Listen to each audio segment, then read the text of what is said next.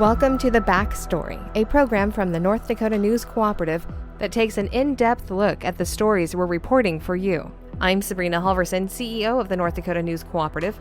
Joining me is Michael Standaert, our lead reporter. All right, Michael, you got to go to all of the opening festivities of the new Theodore Roosevelt Presidential Library in Medora. You were there for President Trump coming into town. You were there for a lot of the other opening activities. So for those of us who could not be there, I want you to describe the entire 3 days that was all the festivities here in the next 15 minutes. But let's start off with the first day, and that was the day of the president's visit, and that was a big day. Yes. So, I arrived and started to talk to people around town.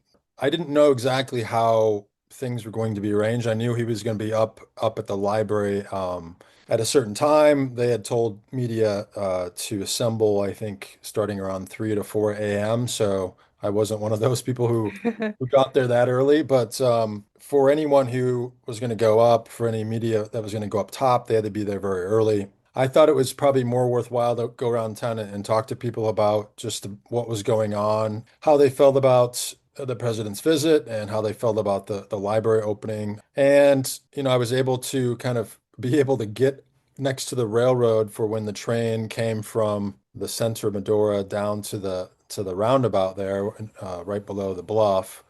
You hear all kinds of things before you go about what's going to happen. And, I'd heard from somebody that he was going to take a train in, but Trump essentially took a helicopter and then landed nearby, and they motorcaded him in and took him to, where the Boots bar and restaurant is there. And that's where he got on the train. Then from the train there, he went like, I think a fourth of a mile or so, half mile down to where the roundabout is.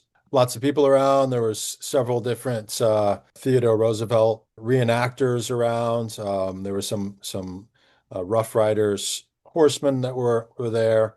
People were pretty excited. I mean, the people that were lined up, sitting in the sun, waiting for him to arrive, were pretty excited. It was a pretty festive atmosphere for that first day. Again, I didn't go up top because I would have had to be there very early or had some kind of ticket to go up with the people who were taking the buses. But I heard from other journalists who were up there, they had to hike down later because it was so hard to get out. So I'm kind of glad that I didn't go up there and I was able to stand near where the motorcade took him the rest of the way after he got out of the train. And I was like basically right next to the presidential limousine there, the big caddy. Interesting see his sons were right there.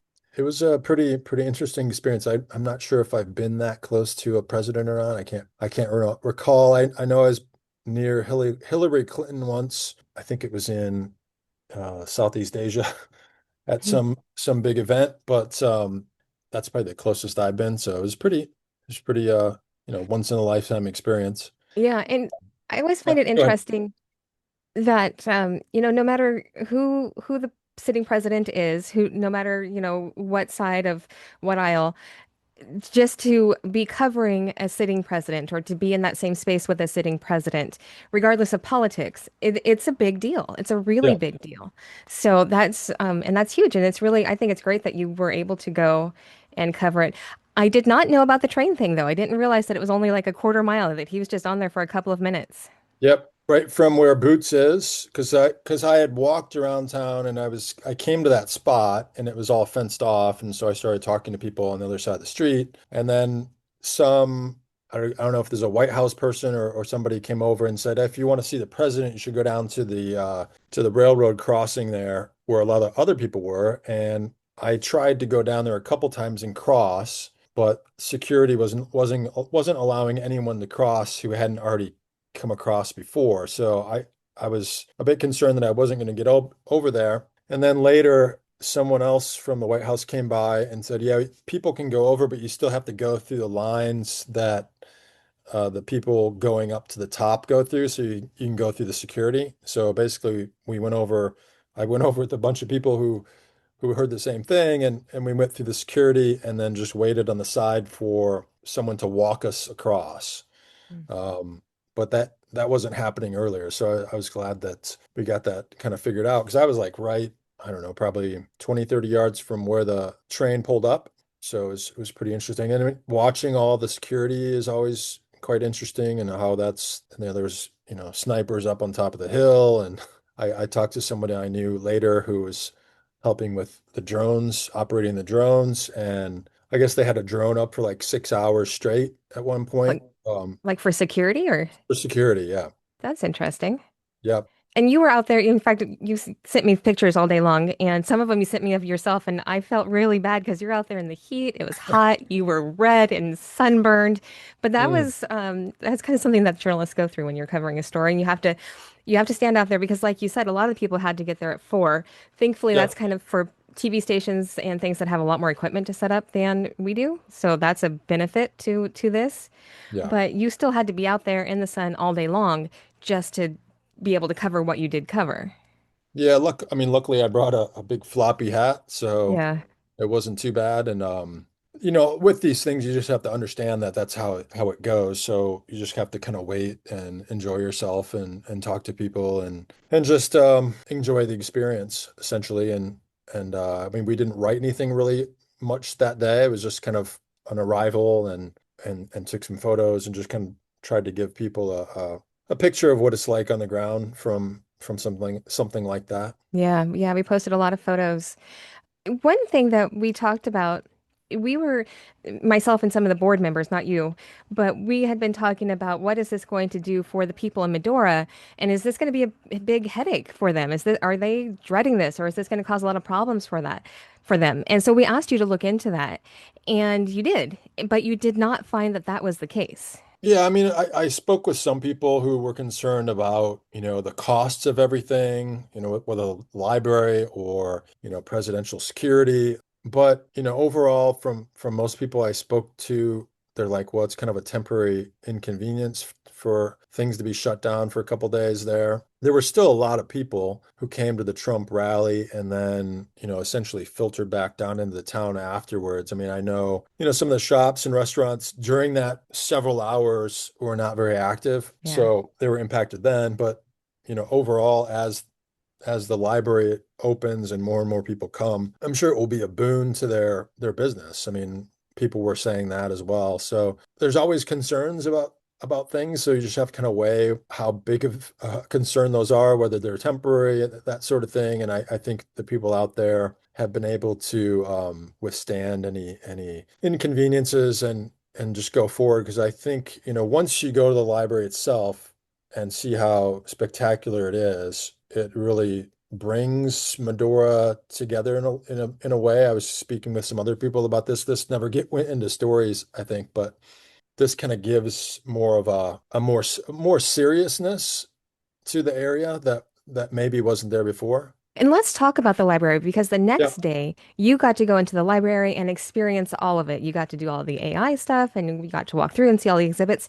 So again, for those of us who haven't been able to be there, tell me all about it. Yeah, so I was there pretty early for that. I was one of the first people to, be able to go through, as the benefactors and donors were also kind of filtering through. I mean, you go in because seeing kind of mock-ups of it and seeing it from a distance, I had been up there before and taken some photos from the outside. It doesn't necessarily seem as impressive as it is once you get in. I mean, you get inside and there's this kind of lofted ceiling with skylights, and then there's this rammed earth that they've put in, which is, layered in different colors. And I was told that the sand and the rock in there is from the area, and it's just all kind of made to seem like the, painted canyon and things like that. And then, once you go over to the kiosk where you start to go in, you get this wristband with a little wooden token kind of compass on it. It must have some kind of chip inside, but you input your name, and you scan it, and then that chip remembers you throughout the museum. So as you go through the museum, or the library, I'm sorry, it's kind of a library museum, but you go into different rooms, and you can interact with things by using that chip. So you can go up to these screens and like scan yourself, and it will show a picture of you in period costume. I think I was a cowboy at one point, a policeman, a sailor. But it's you get in there and it's extremely interactive, and I think that will be, surprising to a lot of people who go through, who might think of a kind of staid, tired presidential library with just books and things like that. You don't really see that. It's more of a kind of interactive museum experience. I mean, you don't even really see any kind of library function itself, though the library does have that for researchers. And every room is a little bit different. There's all this kind of play off light and dark depending on kind of Teddy Roosevelt's life and kind of what he was going through. I mean, like when he lost his wife and mother, within 24 hours, I think it is. There's that kind of dark period, and then it's just very, very fascinating how they've done everything. I was kind of rushed through. I was able to experience a lot of the interactive things, and almost every room has some kind of aspect of his thoughts on conservation. I mean, starting from when he was very young, you get a sense that he was, really into animals and the natural world, just very fascinated by it. And that extends throughout his life. So it's extremely interactive. And I think every room is kind of special in its own unique way. Since I was kind of rushed through, I didn't have a lot of time to really read all the different plaques and things like that. And there were a few of the interactive things that I did not really do. There was something about, running your own presidential campaign, things like that, which I think will be pretty good for younger people as well as, I mean, it's very enjoyable for older people as well too. But I think it's, something for all ages to appreciate and kind of learn more about Theodore Roosevelt and his life and, what he stood for and the changes that he went through his life, I think is kind of shines through as well. And you got to have a conversation with Theodore Roosevelt through the AI version of him. So, how Yes. was that? And was it truly like interactive? Did he answer your questions? Was it like having a conversation, or was it like me talking to my computer screen? No, that was it's very interesting because you go in there and there's this hologram of, Theodore Roosevelt behind his desk, and it kind of feels like he's actually there. It's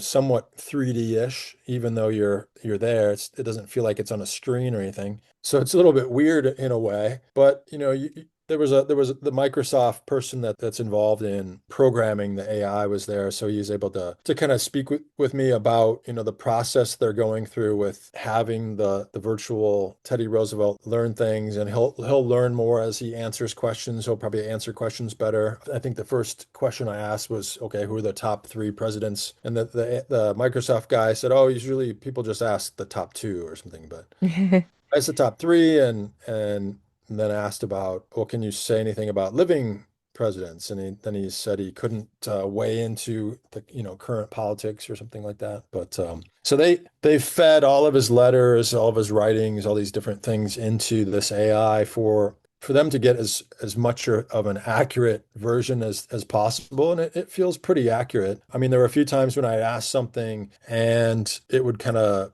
hem and haw and kind of stammer and say, you can kind of hear it mumbling and not really responding. But apparently that's supposed to get better as time goes by. And I essentially just had to repeat the question a couple times for it to answer. It was a interesting experience and kind of strange in a way, but yeah, really, really fun as well. It's so interesting to me. I mean, I can't wait till I get to go down and see it and experience it. But, just having that AI, how that works, I'm fascinated by it, just completely fascinated. But then also just a little bit terrified too, because I think I read too much sci-fi.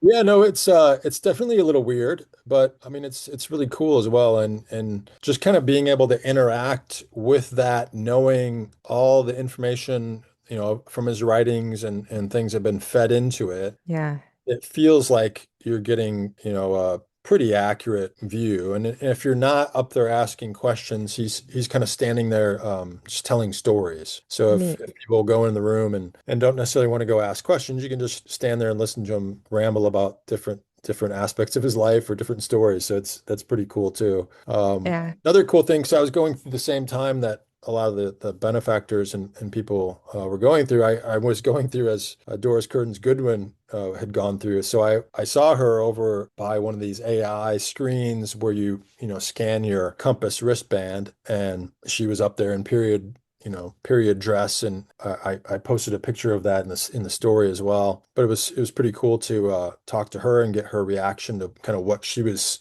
feeling and seeing as she was going through. I want to capture people's thoughts about, okay, what has this experience been like for you as you're first getting it? Because that's what most people will eventually have when they go through. So this kind of the story kind of gives a sneak peek of that. As you were going through and watching her experience these things at the same time that you were, what was the emotional response that you were seeing? I mean, and I talked to some people who didn't want to go on the record. I mean, they're different benefactors, but everybody was so wowed and I guess Yeah. excited about how interactive it was and how impressive it is, and just a lot more than they thought it would be. I think that's the big takeaway I was getting from people. It's a lot more than what they expected.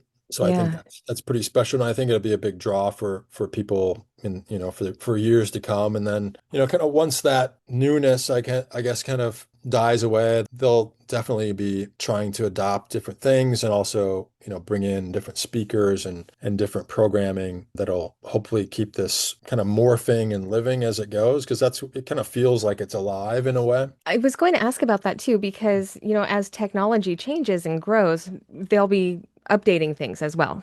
Yeah, especially the programming as they go, and I think speaking with some of the leadership, that's what they're hoping eventually happens, where it's a draw for people, not just for the exhibits in the library, but as a place to discuss ideas and things like that. That's something I heard from people as well. That will be a draw for Medora. I mean, Medora has a lot of other things going on as well, and I think this just adds to it and adds kind of this layer of seriousness that it didn't have before, that I think is really important for North Dakota. You mentioned, and everybody knows who knows anything about Theodore Roosevelt, but how much he was into conservation. And that's something else that you've written about, not just in these stories, but previous stories you've done on the Presidential Library. They really tapped into that conservation mind. And there are several things about the library in building it itself that followed along those conservation guidelines. Can you tell us a little bit about some of that? Yeah, so they wanted this, zero carbon or, energy efficient building. So they've really worked on that. I mean, if you're in the area where the rammed earth is, it's kind of curved, and apparently the way it's built helps conserve energy in there as well. And I think in the winter, the skylights will help warm it, and it feels nice and cool. And they said if they're not pumping a ton of air conditioning in. It was, 85 outside. So I think they're using a lot of the natural flow, the breeze up there in the summer. And then in the winter, you'll have more sun come in. But they've worked on trying to keep it as least impactful as possible to the land. I mean, you don't even see it from down below until you go up the new road that they have, and then you pass the Medora musical part, and then you kind of see it, and it really blends into the hillside, and then you get closer, you can see more, and it's just really, I think, excellently done and works with the landscape there. Yeah, and I really love that feature because the views are so beautiful out there. And I have to tell you, when I first heard that the library was going out there, I was a little disappointed almost because the views are Mm. so beautiful. And I kept thinking, they're going to put this big, ugly building up there and it's going to ruin it. That did not happen at all. Like you said, you don't even see it from the road. And then once you get Yeah. up there, just the way that it's designed is beautiful. And even the roof, it's like a living roof. Yeah, They there's have it's prairie grass on the grass, roof. right? Yeah. Yeah, no, I think one of the things that really got to me as I went through, and I went out into the last room. In the last room, there's really nothing in there. There's maybe a couple sayings by Roosevelt, and there's some benches, and then there's these big windows that you look out over the Badlands, and it's a really nice ending point before you go back to the lobby and the gift shop and things like that, to kind of pause and reflect on what you've seen in the rest of the library. I thought that was a nice addition. I don't know if a lot of people will notice that, but I thought that was a very good addition to, instead of just coming straight out of the library into the gift shop, Yeah. you have this kind of pause and reflective point before you go out. I think that's a very well done aspect of it. Yeah, it's all just, I can't wait till I get to go out there and see it. Like, you're so lucky that you got to go out there and see it Yeah, already. no, I think it's a special place. And I think as more people, witness it themselves, they'll probably appreciate it in different ways. And, we would love to hear all those ways that you like it, or don't like it, or, Yeah. would love to hear more from people about what their experience was like. Yeah, I would love to hear more. People, as people go out and, like you said, experience it. I'd like to hear what, our North Dakotans are thinking about the library, and is it meeting their standards, and how impressed are you? Yeah, that'd be great. Let us know. And, I agree with you. And the word came to mind as you were speaking about Medora, esteem. It almost, I think, adds more Esteem. esteem to Medora. Yeah. Yeah, Yeah. no, I've been out there several times and gone to the musical and done different things. And I just do think it adds something more to it Yeah. that Medora did not have before. Yeah. So I think that, Medora was a special place before for a lot of people, and I think it's accentuated. I mean, and people talked as well, and some of them didn't want to go on the record just about changes, and they were uncertain about the changes and things like that. But for the most part, people were pretty hopeful and excited about the changes, even though it might bring more people into the area and that sort of thing. Building something like this will do that. So, the more people that can experience Teddy Roosevelt's life through this, appreciate the Badlands of North Dakota like he did, and I think it's good for the state. Yeah. I agree. Absolutely. Well, thank you, Michael. Thank you. For the North Dakota News Cooperative, I'm Sabrina Halverson. This has been The Backstory.